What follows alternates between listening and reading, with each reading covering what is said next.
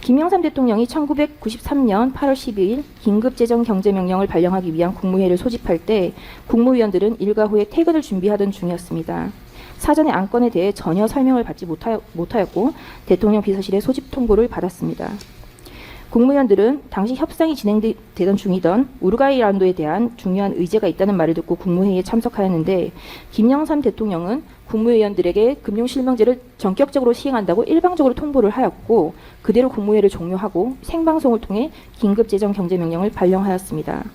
국무위원들은 그 구체적인 내용을 대국민 긴급 담화를 통하여 들었습니다. 헌법재판소는 대통령의 긴급재정경제명령 발동에 대한 사법심사를 하면서 특별히 국무회의와 관련한 절차적 하자에 대해서는 전혀 문제 삼지 않았습니다. 즉, 국가긴급권의 발령이 검토되는 비상상황에서 절차의 관여와 밀행성의 요청을 인정한 것이라 할 수 있습니다.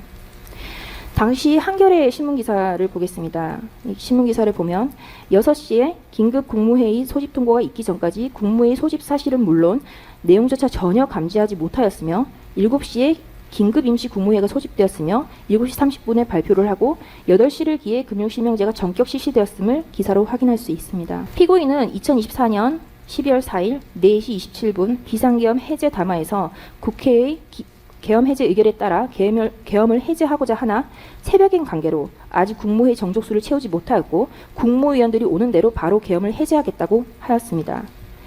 그에 따라 2024년 12월 4일 4시 27분에서 4시 29분 단 2분 동안 비상계엄 해제 국무회의가 있었고 국무위원이 도착하여 성원이 되는 대로 국무회의를 개최하였으며 국방부 장관의 제안 설명에 아무런 발언도 하지 않았다고 회의록은 명확히 기재하고 있습니다. 특검의 논리대로라면 이 비상계엄 해제 국무회의는 국무위원 전원이 도착하기를 기다리지 않고 회의를 개최하고 별다른 심의를 하지 않고 국방부 장관만 발언을 하였으므로 하자 있는 심의가 되어 위법한 국무회의이고 적법한 계엄 해제가 존재하지 아니하는 것으로 지금 현재 계엄 상태여야 합니다. 그렇다면 특검이 이 비상계엄 해제 국무회의 역시 직권남용으로 기소하여야 합니다. 기소하지 아니하는 것 자체가 모순인 것입니다.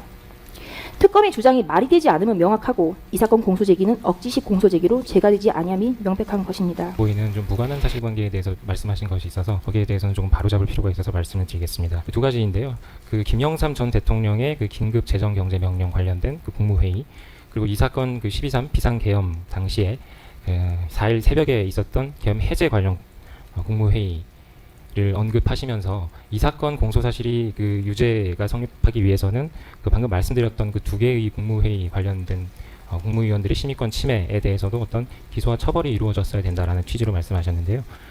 김영삼 전 대통령 사례 그리고 이 사건 그 계엄 해제 당시 국무회의에서는 그 어떤 국무회의 참석 대상자들에 대한 임의적인 선별 내지는 임의적인 지정이라는 것이 없었던 정상적인 소집 통보가 있었습니다. 특히 이 사건 해제 국무회의 관련해서는 그 평상시에 국무회의 소집 통보 절차에 그 간이한 방식으로 이용되는 어떤 국무위원들 모두가 참여하고 있는 그 단체 그 대화방 등을 이용해서 정상적인 소집 통보 절차가 이루어졌습니다. 따라서 어떤 국무위원이 참석할 권리를 제한했다라고 볼 수 있는 그 사안이 아니고요.